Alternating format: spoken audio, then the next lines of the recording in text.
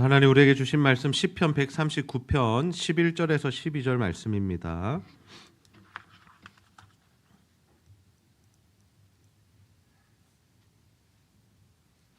시편 139편 11절에서 12절까지 말씀 우리 한 목소리로 함께 읽도록 하겠습니다. 시작. 내가 혹시 말하기를 흑암이 반드시 나를 덮고 나를 두른 빛은 밤이 되리라 할지라도 주에게서는 흑암이 숨기지 못하며 밤이 낮과 같이 비추이나니 주에게는 흑암과 빛이 같음이니이다. 아멘. 네, 우리가 이번 한 주간 동안에는 시편의 말씀을 묵상했습니다. 우리가 매일 성경을 따라 우리가 묵상을 해 나가는데 우리에게 주어진 말씀을 계속해서 우리가 하나님 앞에서 받고 그 말씀을 묵상하고 또 그 말씀 우리에게 주시는 음성으로 듣는 그런 시간을 가지게 됩니다. 시편 중에는요 스토리나 역사적 배경이 분명한 것들이 있습니다. 다윗이 범죄했을 때 또는 뭐 어떤 일이 있었을 때 그렇게 굉장히 분명한 역사적 배경과 상황을 가지고 있는 그런 시편들은 우리가 묵상할 때 어떻냐면 그래서 이런 시를 지었구나, 그래서 이런 고백을 했구나 라고 우리가 생각하고 유추할 수 있습니다. 그런데 때로는 우리가 시편을 보면 정확한 어떤 역사적인 배경이나 또는 어떤 사건과 결부되지 않는 시편들도 있다라는 거예요. 그래서 시편을 묵상하면서 우리 안에 한 가지 좀 힘든 점이 뭐냐면 뭔가 모호하다라는 겁니다. 시라는 이 장르가 원래 그렇기도 하지만 이 역사적 배경이나 어떤 사건과 연결되지 않을 때 이건 모호한데 과연 이게 어떤 뜻일까? 또는 더 나아가서 이게 나에게 주신 하나님의 말씀은 무엇일까? 어떻게 적용해야 될까라는 그러한 의문과 또는 질문들을 가지게 하게끔 하는 것이 바로 이 시편, 시가서의 묵상이다라는 거죠. 그런데 여러분이 시편이라는 것이 우리가 묵상을 해봐서 아시겠지만 어떤 강력한 힘이 있습니다. 어떤 강력한 힘이 있냐면 이 시편은 주로 어떤 뭐 역사적 배경이나 어떤 뭐 교리적인 부분을 서술하고 기술하는 것이 아니라 무엇을 이렇게 시로 담아놨냐면 자신의 감정들을 담아놨기 때문에요. 하나님을 향한 감사도 있고요, 하나님을 향한 찬양도 있고요, 또는 하나님 앞에서 단식하기도 하고요, 탄원하기도 하고요, 또 하나님의 이 원수 갚아주심을 고대하고 요청하기도 하고요, 또 누군가를 저주하기도 하고요, 정말 죽겠다라고 하나님 앞에 그렇게 고백하기도 하고요. 그러니 우리가 살아가면서 느끼게 되는 이 감정과 동일한 감정을 하나님 앞에서 쏟아내고 있기 때문에 우리가 시편 말씀을 묵상하면서 누리게 되는 유익은 무엇이냐면 우리가 뭐 전후좌우 문맥 또는 어떤 시의 배경을 다 떠나서 이 말씀을 묵상하다 보면 정말 나와 같은 삶을 살아가고 있구나, 나와 같은 처지에 있구나 라면서 우리가 위로받기도 하고 또 때로는 격려받기도 하고 또 때로는 힘을 얻기도 한다라는 거예요. 우리가 시편 139편을 전반적으로 어떤 내용이냐면 하나님이 어떠한 분이신가를 고백하는 겁니다. 첫 번째로는 어떤 하나님을 고백하냐면 전지하신 하나님, 모든 것을 아시는 하나님을 찬양해요. 그리고 두 번째는 편재하시는 하나님, 편재가 무엇입니까? 어디에나 계시는 하나님을 찬양합니다. 세 번째가 무엇이었냐면 창조의 하나님을 찬양합니다. 나를 지으신 하나님, 태초부터 아시는 하나님, 나의 형질이 이루어지기 전부터 나를 다 보고 계시고 내 인생의 모든 것을 책에 기록하신 하나님, 그 하나님을 찬양해요. 그런데 중간중간 어떤 고백들이 있어요. 그 하나님이 나와 함께 하시고 그 하나님이 나를 보호하시고 그 하나님 나를 지켜주신다는 그 믿음의 고백을 합니다. 그리고 시의 마지막에 이르러서는 어떤 이 하나님 앞에 요청을 하냐면 하나님, 그 하나님께서 이 원수들을 좀 멸해 주시기를 원합니다. 하나님의 이름을 욕되게 하고 나를 힘들게 하고 이런 정말이 나쁜 사람들 하나님 손봐 주셔야 합니다. 그들의 꾀가 넘어지게 하여 주시고 다시는 그들이 일어서지 못하도록 도와주십시오라는 그 내용이 바로 시편 139편 전체의 내용입니다. 그 중에서 오늘 우리가 살펴볼 내용은 무엇이냐면 11절과 12절 말씀에 집중해서 좀 살펴볼 텐데요. 이 시인이 지금 처한 상황이 어떠냐면 흑암과 어둠과 어려움 가운데 있다라는 거예요. 그 어려움을 이 시인은 어떻게 타개하고 극복하고 이겨나가는가 하는 것을 이 짧은 두 절의 말씀을 통해서 우리에게 보여주고 있습니다. 여러분, 우리 인생도 마찬가지죠. 어려움이 있습니다. 아픔이 있습니다. 그런데 그 아픔을 우리가 어떻게 이겨나가야 할 건가라는 것이 중요한 문제다라는 거예요. 우리 인생 가운데 계속해서 찾아오는 어둠의 영역들이 있습니다. 그 영역들을 우리가 어떻게 해결할 수 있을까라는 것을 오늘 시편 말씀을 통해서 함께 나누기를 원합니다. 우리 인생은 변수의 연속인 것 같습니다. 변수라는 것이 뭐냐면 우리는 뭔가 좀 일정한 삶을 살기 원해요. 변수가 없는 삶, 특별한 일이 없는 삶, 뭐 이벤트가 없는 삶이 아니라 우리가 이 예상하고 예측하는 대로 좀 인생이 풀어져 가기를 원한다라는 거예요. 근데 실제로 우리가 살아보면 어때요? 우리 삶 가운데 언제나 변수가 등장해요. 예측 가능하지 못했던 일들이 여기저기서 빵빵 하고 터진다라는 거예요. 누군가는 갑자기 이 몸에 안 좋은 신호들을 발견하고 아프다라는 이런 의사의 진단들을 받기도 하고요.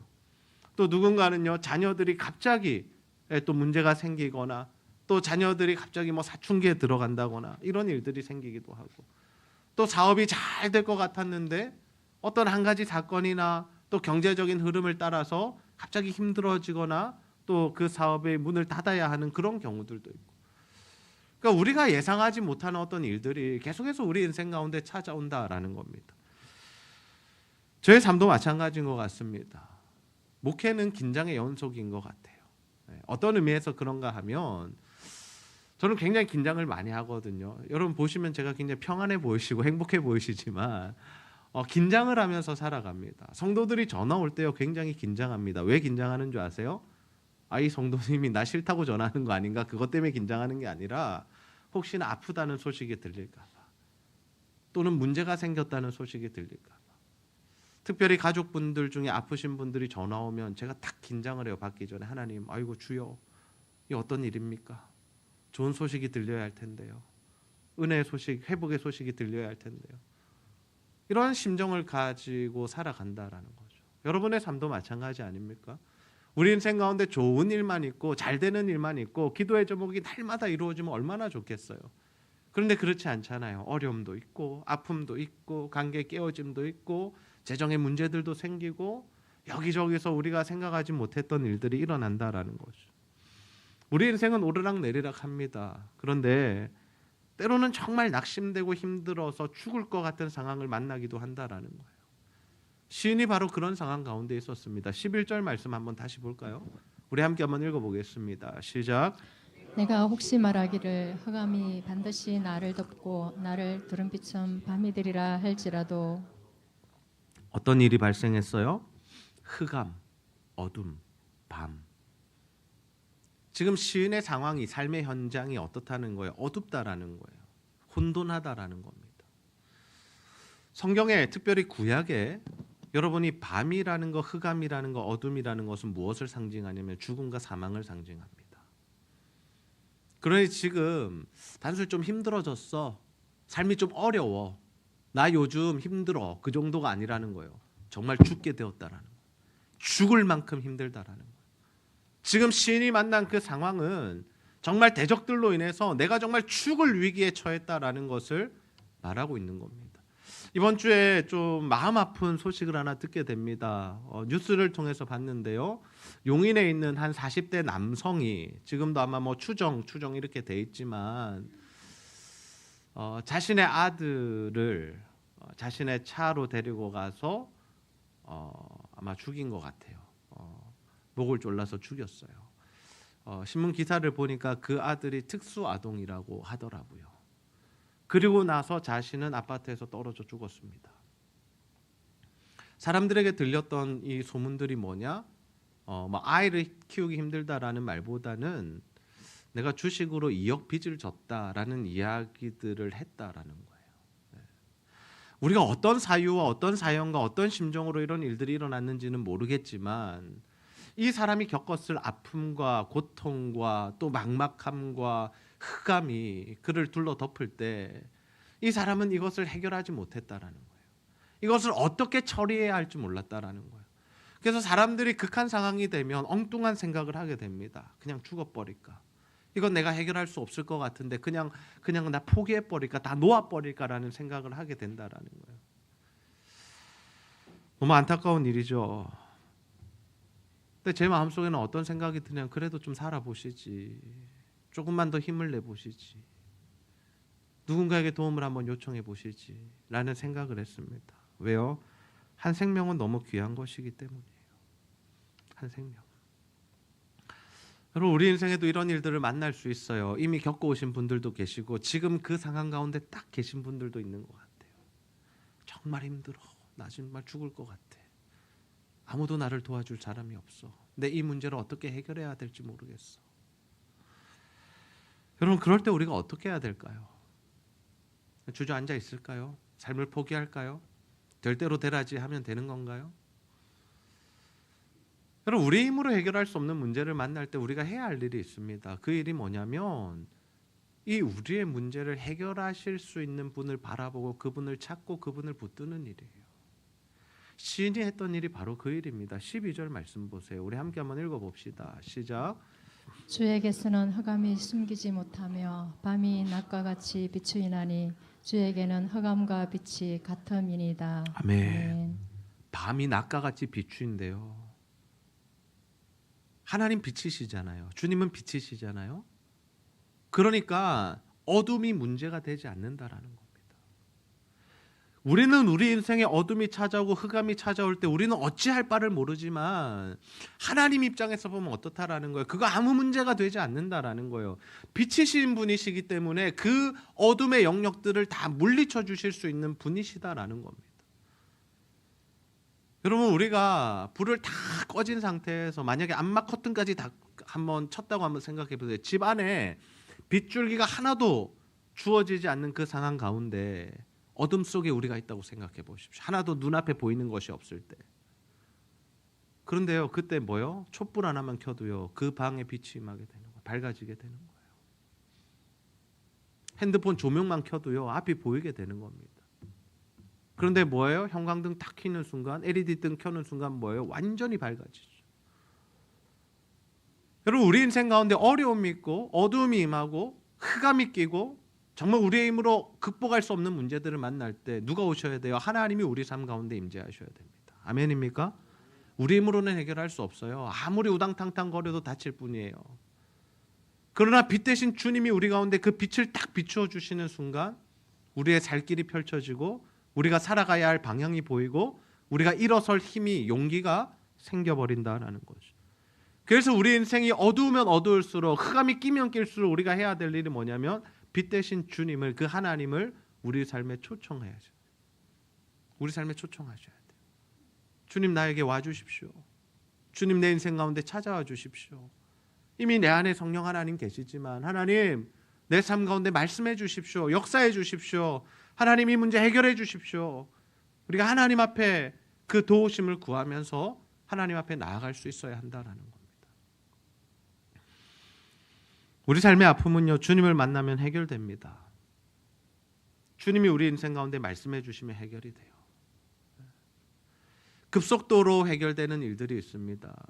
주님 만난 사람들 가운데 그 즉시 병에서 치유받은 사람들이 있고, 그 즉시 귀신이 떠나간 사람들이 있고, 그 즉시 생각과 가치관이 바뀐 사람들이 있어요.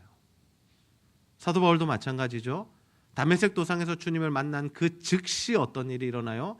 삶의 가치관과 생각과 모든 삶의 방향이 바뀌어서 예수님 믿는 사람들 핍박하던 사람이 예수님을 전하는 인생으로 변화되었다라는 거예요. 완전한 삶의 변화가 즉각적으로 일어나는 사람들이 있습니다. 그런데 여러분, 그런 사람들도 있지만 성경에 또 많은 영역이 어떤 사람들이에요? 주님을 만나고 주님과 함께하면서 서서히 변화를 받는 사람들도 있다라는 거예요. 예수님의 제자들이 그러하잖아요. 주님을 따라가기 시작했어요. 자신의 것을 버렸습니다. 엄청난 헌신이고 순종이죠. 그러나 여전히 하나님 나라를 온전히 이해하거나 하나님의 그 십자가, 주님의 십자가에 동참할 생각은 없었습니다. 그러나 주님과 함께하고 성령이 임하시고 하니까 어때요? 변화받고 변화되더니 주님이 부활 승천하신 이후에는 정말 멋지게 주님 위한 삶을 살아가고 마지막에 그들이 다 십자가 지고 순교하는 삶으로 마무리되었다는 것을 우리가 알고 있잖아요. 하나님을 만났을 때 분명한 것은 무엇이냐면 그 속도가 빠르든지 느리든지 어쨌든 우리 안에 변화가 있고 살아남이 있고 회복이 있다라는 거예요. 주님이 우리 가운데 임하시기만 하면, 주님이 말씀하시기만 하면, 주님이 우리 가운데 함께 하시기만 하면 우리 가운데 살아남의 역사들이 있다라는 겁니다. 그래서 뭐가 중요하냐면요, 여러분, 예배가 정말 중요한 겁니다.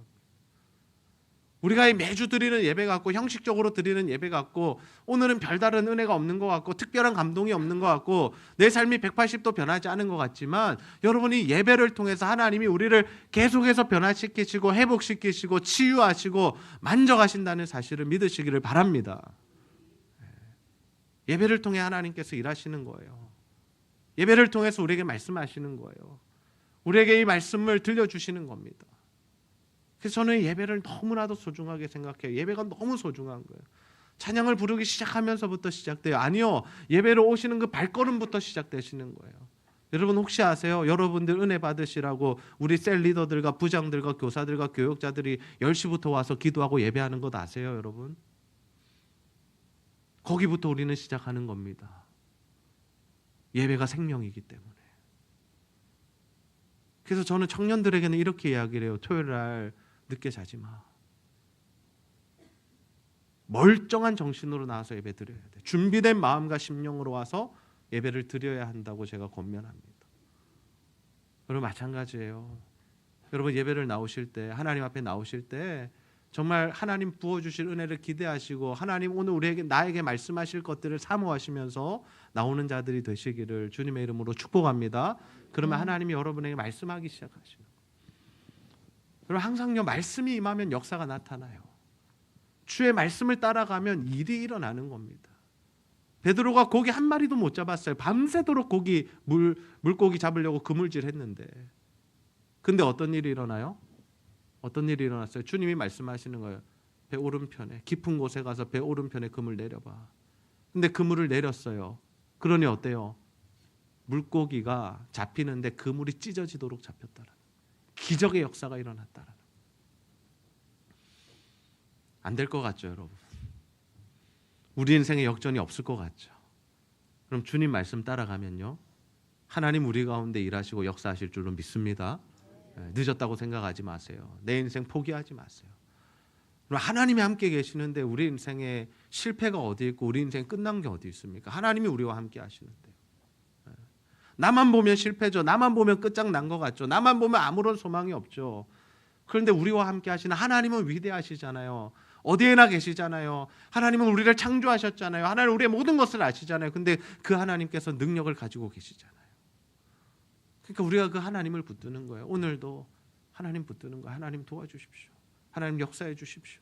내 삶의 문제들 해결해 주십시오. 하나님 이 문제 좀 풀어 주십시오. 하나님 이 막힌 담들을 벽들을 좀 허물어 주십시오. 우리가 그렇게 하나님 앞에 기도하며 나아가는 것이죠. 하나님은 어떤 분이십니까? 이사야서 43장 19절 말씀 함께 읽겠습니다. 시작. 보라, 내가 새 일을 행하리니 이제 나타낼 것이라.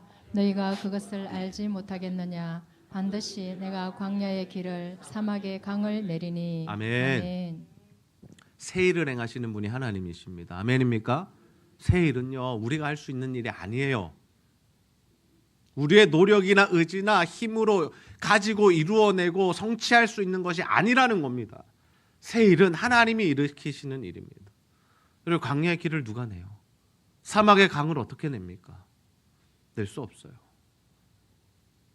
지금 이 이사야가 처했던 상황이 뭡니까? 이 말씀의 배경이 뭡니까? 유다 백성들이 망하고 포로로 잡혀간 때잖아요. 무슨 소망이 있어요, 백성들 가운데? 근데 하나님이 말씀하시는 거예요. 내가 새 일을 행할 거야. 걱정하지 마. 내가 광야의 길을 만들 거고 사막의 강을 만들 거야. 걱정하지 마. 내가 할 거야. 하나님이 말씀하시는 거예요. 그 하나님은 반드시 말씀을 이루시죠. 여러분, 저는 이 말씀이 오늘 우리의 삶 가운데 임하고 역사하게 되기를 주님의 이름으로 축복합니다. 아멘. 새 일을 행하시는 하나님을 만나십시오. 그리고 막혀져 있는 일들이 있잖아요. 여러분의 인생에 답답한 문제들이 있잖아요. 풀리지 않는 숙제들이 있잖아요. 오래된 아픔들이 있잖아요. 여러분 그 일들이 오늘 이 말씀 붙들고 기도할 때 하나님이 새 일을 행하시는 것들을 경험하게 되시기를 소원합니다. 우리가 하나님의 말씀 붙들어야 돼요. 하나님이 우리 가운데 말씀하셔야 돼요. 하나님이 새 일을 행하시면요, 우리 가운데 놀라운 역사들이 일어나는 겁니다. 한 해가 마무리되어 갑니다. 여러분, 여러분의 삶 가운데 있는 이 어둠의 영역들이, 아픔의 영역들이, 문제와 또 어려움들이 주님의 말씀을 통해서 해결되어지고 회복되어지고 새로운 마음과 새로운 영과 새로운 몸으로 2026년 시작하게 되시기를 소원합니다. 그리고 한 가지 더 말씀드려요. 우리가 빛 대신 주님을 만나면요, 어떤 일들이 일어나냐면 우리 자신만 회복되는 것이 아닙니다. 하나님은요, 우리를 회복시키심을 통해서 어떤 일을 하시냐면 우리 주변의 사람들, 내 영역 안에 있는 사람들, 내 영향력을 받는 사람들, 나의 가정, 나의 직장 또는 나의 삶의 일터, 모든 영역의 사람들을 살리신다. 누굴 통해서? 회복된 우리를 통해서. 그래서 빛 대신 주님이 우리 가운데 거하시면요, 우리가 만나는 사람들이 살아나기 시작하는 거예요. 여러분, 그런 건 느껴보셨어요? 예수님의 제자들이 성령으로 충만할 때 어떤 일들이 일어나요? 오순절날 모인 사람들에게 복음을 전하고 그 사람들이 예수를 믿게 되는 역사들이 일어나잖아요. 근데 그것만 일어난 게 아닙니다. 가는 곳마다 귀신이 떠나가고, 가는 곳마다 복음이 전해지고, 가는 곳마다 교회가 세워지고, 가는 곳마다 뭐예요? 병자들이 치유를 받았다라는 거예요. 하나님은 우리에게 원하시는 일이 그거예요. 여러분, 우리의 삶을 회복시키셔서 하나님이 하시고 싶은 일이 뭐냐면, 저와 여러분 한 사람 한 사람을 통해서 우리에게 허락되어진 그 삶의 자리, 그 현장마다 하나님이 주시는 살아남과 회복을 허락하기를 원하시는 것이 하나님의 뜻임을 믿으시기를 바랍니다. 그래서 우리가 회복되는 것이 중요해요. 내가 회복되면요, 우리가 살아나요. 나만 살아나는 것이 아니라 우리 가정이 살아나요. 나만 살아나는 것이 아니라 우리 직장의 분위기가 달라져요. 내가 살아나면 우리 지역이 살아나는 거예요. 여러분, 우리 교회가 살아나면요, 이 장전동, 구서동, 온천장 지역이 살아나게 될 줄 믿습니다. 왜요? 교회가 하나님의 일을 감당하기 시작하면, 하나님의 일들을 감당하기 시작하면 이 주변에 살아날 수밖에 없습니다. 들어오는 토요일에 우리가 롤케이크를 또 전할 건데요, 300개 주문하고 왔습니다. 살아나요. 그런 롤케이크를 하나 받아서 좋은 게 아니라 주의 사랑이 그들에게 전달되기 때문에 살아나는 겁니다. 그래서 저도 계속해서 하는 사역이 뭐냐면 사람 만나는 사역이잖아요. 물론 설교 준비하고 연구하고 홀로 기도하는 시간도 있지만 목회자가 계속 사람을 만나잖아요. 왜 만납니까? 저에게 어떤 능력이 있어서가 아니에요. 저 만나면 뭐가 잘 된다가 아니라 빛 대신 주님이 제 안에 계시니까 저와 만나는 사람들이 살아나고 회복되는 것을 경험하게 되는 거죠. 이번 주 화요일에도 청년을 만나서 함께 교제하고, 근데 저는 좋았어요. 그래서 이번 주에 또 만나기로 했어요. 오늘 또 만나자. 금요일에도 빵 주문하러 갔습니다. 여러분, 빵 주문하러 가면 몇 분 걸리십니까? 몇 분 걸려야 된다고 생각하세요? 5분이면 돌아와야 되잖아요. 1시간 반을 거기 있었어요. 뭐 빵을 다 시식해 본 게 아니라 그 사장님과 교제하고 대화하고 신앙 이야기, 삶의 이야기, 사업 이야기하고, 그리고 예수 믿지 않는 남편분 손 붙들고 제가 기도해드리고 마지막으로 인사 나누고, 기도 응답하시면 하나님 살아계신 거 고백하시라고 제가 매출에 대한 이야기를 했습니다. 이번 주에도 또 사람들 만날 겁니다. 화요일에 우리 수능친 우리 형제 자매들 만나서 시간 가질 거고요. 수요일에도 CCC 우리 대표단 친구들 만나, 간사님들 만나서 또 위로하고 격려하고, 내년의 사역들 함께 의논하고, 우리 성도님들도 제가 계속 만나잖아요. 제자훈련으로 만나고, 예배로 만나고, 신방으로 만나고, 오늘도 또 이사하신 우리 성도님 신방 갈 거. 근데 이게요, 여러분, 목회자만의 사역이 아니에요. 목회자가 가야만 살아나는 것이 아니라 회복된 우리 성도님들 한 분 한 분이 가는 곳마다 살아나는 역사들이 일어난다는 거예요. 여러분이 은혜 받고 가시면요, 여러분의 가정이 살아나게 될 줄 믿습니다. 천국이 임하는 거예요. 그리고 여러분이 은혜 받고 일주일 동안 직장으로 가면 직장이 어떻게 해야 돼요? 변화받아요. 하나님이 직장에 여러분을 통해서 복을 주시는 겁니다. 여러분, 한 사람입니다. 한 사람. 하나님께서 아브라함 한 사람 부르셔서 복을 주기 시작했는데요, 그 민족이 이루어지잖아요. 하나님께서는 한 사람을 통해서 일하시는 거예요. 온전히 하나님의 말씀에 순종한 예수 그리스도 그 한 분을 통해서 온 인류가 구원받게 하시잖아요. 그럼 저는 우리 성도님들이 그 한 사람이 되시기를 소원해요. 여러분 가는 곳마다 사람들이 살아나셨으면 좋겠어요. 회복됐으면 좋겠어요. 복음이 전해졌으면 좋겠어요. 우리 빛 대신 주님과 접속하여 정말 여러분의 삶의 그 어둠의 영역들, 아픔의 영역들, 문제의 영역들이 사라지게 되기를 소원합니다. 그리고 두 번째로 하나님 주신 은혜로 여러분 주변의 사람들 살려내십시오. 그것이 우리에게 주어진 사명입니다. 그 일들을 통해서 정말 우리가 가는 곳마다 살아나고 회복되고 우리가 기도하는 영역마다 살아나고 회복돼서 정말 열방이 주께로 돌아오는, 우리가 사역하는 모든 공간과 또 영역과 사역지마다 살아나고 회복되는 기적의 역사도 일어나게 되기를 주님의 이름으로 축복합니다. 우리 시간 나의 가는 길 함께